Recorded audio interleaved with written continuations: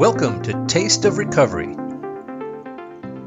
Let's talk a little bit about Tradition 1. Tradition 1 states our common welfare should come first. Personal recovery depends upon fellowship unity. Insert fellowship name here if you want, right? There's so many different fellowships in food addiction. There's Overeaters Anonymous, Food Addicts in Recovery Anonymous, Food Addicts Anonymous, Gray Sheeters Anonymous, Recovery from Food Addiction, Inc., Compulsive Eaters Anonymous, Food Compulsions Anonymous, Anorexics and Bulimics Anonymous. There's so many of these 12-step groups. Forget about Weight Watchers and Jenny Craig and all these other things, and Tops and Bright Lines and all these more commercial type things. There's even within the 12-step world, there's a whole bunch of fellowships. Why?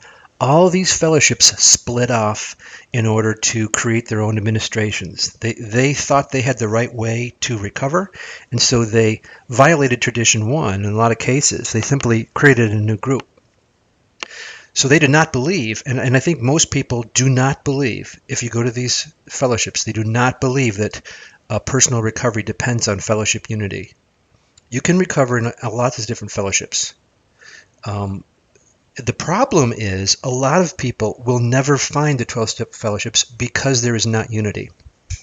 If you're an alcoholic, or even if you're just suffering from an alcohol problem and you're not an alcoholic, chances are your spouse, the judge of a court, your medical doctor, anybody will send you to AA. Why? Because there's only one alcohol 12-step program. There might be another one, but it's so small compared to AA that nobody even knows what it is. You go to AA if you have an alcohol problem. Everybody knows it. And so a whole bunch of recoveries are possible because everybody knows where to direct a person with suffering from the problem. Take a look at drug addiction. If you're a drug addict, where do you go? Narcotics Anonymous. NA is an organization that observes the Tradition 1. So AA and NA are great examples of organizations that do observe these traditions, but not food groups. Food recovery fellowships notoriously do not understand Tradition 1. They do not understand how important it is that we remain unified. And so there's all these different groups. Now, so what? What does that mean to me? Well, I can observe spiritual unity even if these leadership groups split up the administrative organizations. So personally, I believe that I am a food addict. I believe I'm an overeater, and that I belong to all these groups. Right? I'm a member according to all of their Tradition 3s, which we'll get into in a future podcast. But basically, and I believe they're a member of mine. In other words, they understand, or they're suffering from the same basic problem I have, powerlessness. And so as far as I'm concerned, I never say bad things about other groups, except for possibly that they don't follow traditions. But I don't. Somebody who's a sufferer is, as far as I'm concerned, the same as me. And I believe we're all part of the same spiritual group, even if we're not part of the same, explicit fellowship. You might even think of it like certain religious denominations. The tiny little distinctions are what creates the most hostility, the most need for splitting off. And it's basically something where it's not a matter of I believe this is right for me. It's like I believe it's right for you. So in other words, if I have a written down food plan, if I have a universal food plan, not only is it necessary for me to follow that food plan, it's necessary for you to follow it too. Otherwise, we can't belong to the same group. That's not unity. There's nothing that stops people from having explicit food plans or even subgroups within groups, communities within groups. There's that in other fellowships. But you don't need to create a whole new fellowship over it. So we don't need new fellowships. What we need is more connections between the fellowships. We need to unify the fellowships. And so this unity tradition is very important.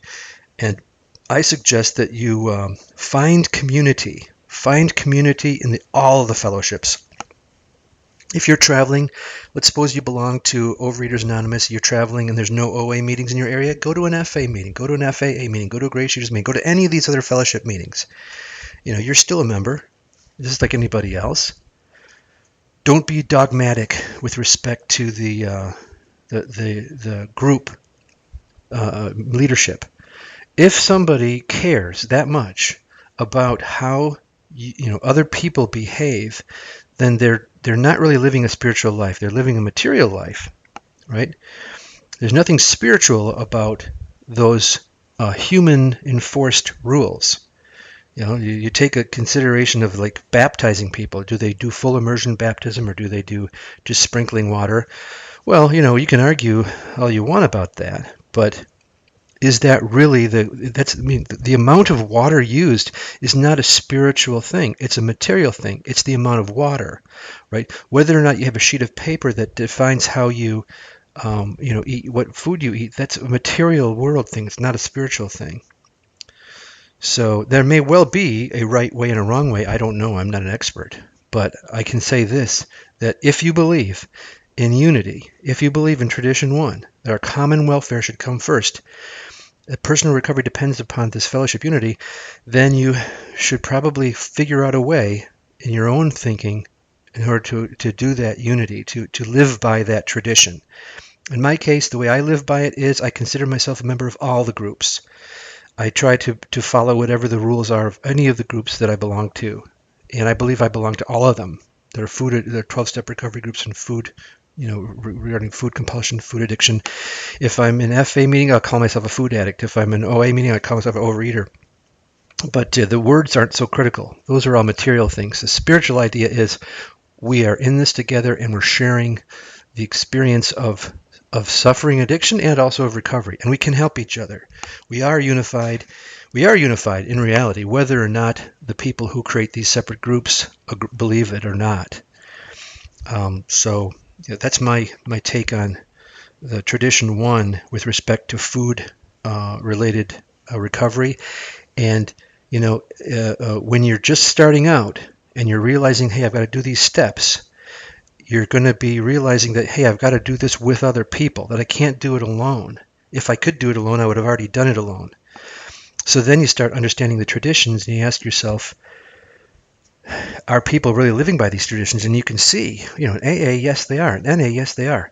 But in all the food-related ones, no, they're not. They're not living by this tradition one or some of the other traditions either sometimes. But just because they aren't doesn't mean I can't. And just because these food groups aren't living by the traditions does not mean that I can't recover. There is, we'll get to this in step 2, but there's a higher power that takes care of all that for us. We don't need to worry about that. We just need to worry about helping each other, getting help from others, being humble enough to accept help from others, no matter where it comes from, and being, willing enough to help others where I can. Not where it's not wanted, just where I can and where people want it. That's all we can really ask for. That's unity enough, isn't it? That's tradition one for me.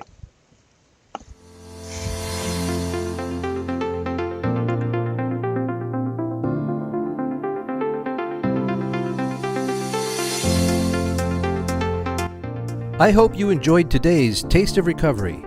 The theme song of this non-commercial podcast is Teamwork by Scott Holmes. To suggest another topic for this program or to contribute your own experience, strength, and hope, send me an email at saginawgeorge@gmail.com or click on the Taste of Recovery link at foodaholics.net. Taste of Recovery. Oh, how sweet it is.